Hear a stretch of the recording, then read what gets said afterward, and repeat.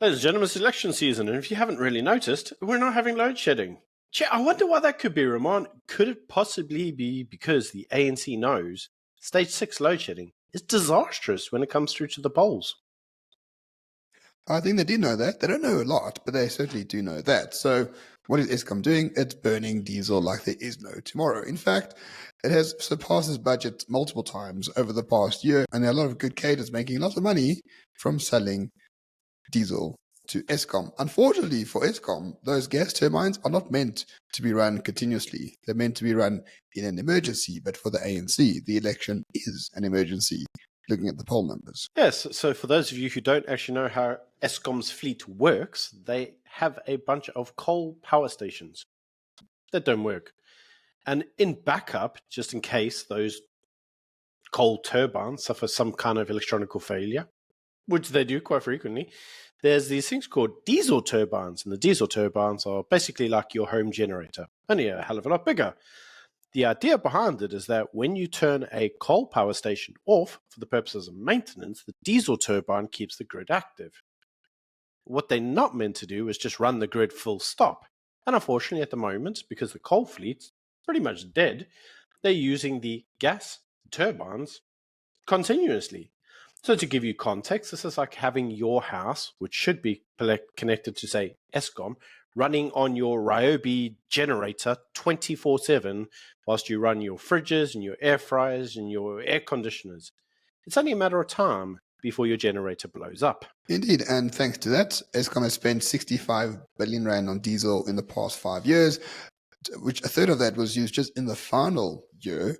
So up to today, the ANC is burning diesel like there's no tomorrow to keep the lights on because of the election. So we really have to figure out what on earth is going to happen once the election is over. And my prediction is it depends how the election goes.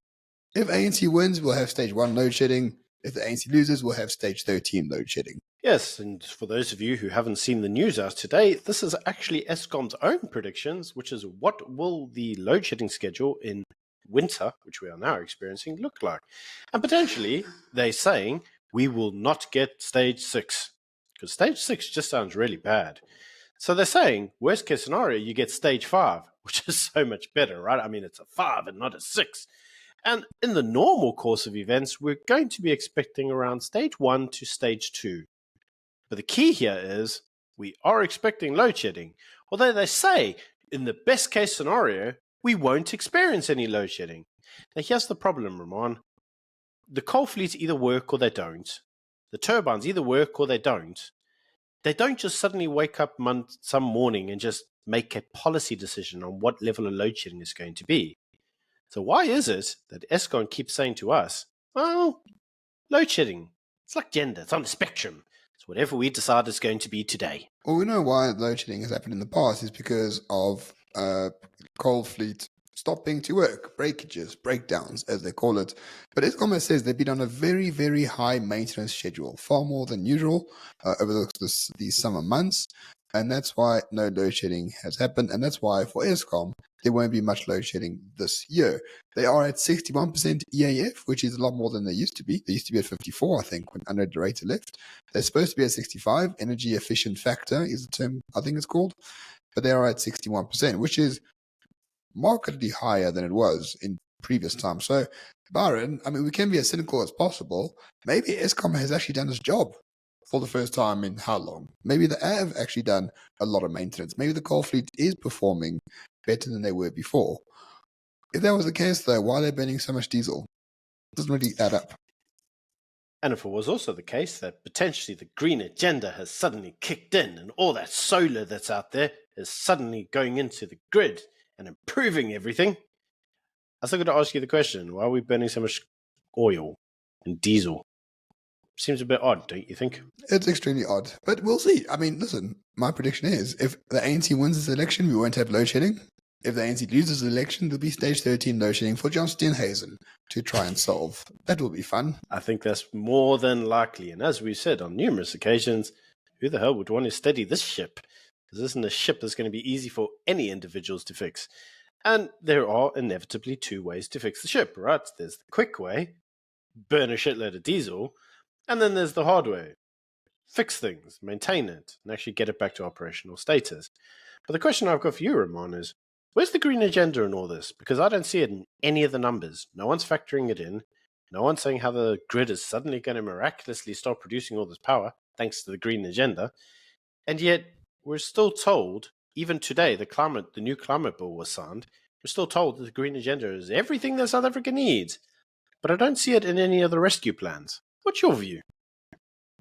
Yeah, because maybe it's not part of the solution. It was always part of the problem. The only people who really care about the green agenda these days is Rise Mzansi, like the Karen of all political parties.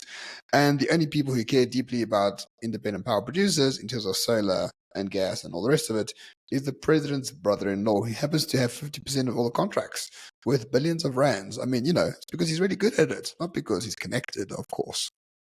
So what's your predictions past the election when the green agenda isn't really the cream of the crop anymore, right? Because let's face it, regardless of how the election turns out, it's probably going to have some political, economical fallout for it.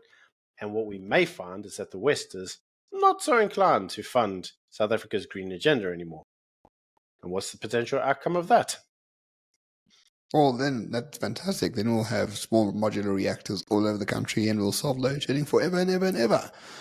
Hopefully MK wins, Putin comes in, says hello, puts in some modular reactors everywhere except for Cape Town because they don't like Russia because shame Ukraine, shame. So there you go. Cape Town can have wind energy and nothing else. And they can have load shedding while the rest of the country proceeds into the 21st century. The irony will be palpable if that is the case. And with that being said, ladies and gentlemen, I'm not voting for MK, but clearly Ramon is, and it's nice to see Ramon suddenly embracing his Zulu nationalism. Because nothing says more Zulu than the name Ramon. Just think about this. The MK logo is what color? And what color is my study now? Coincidence? I think not.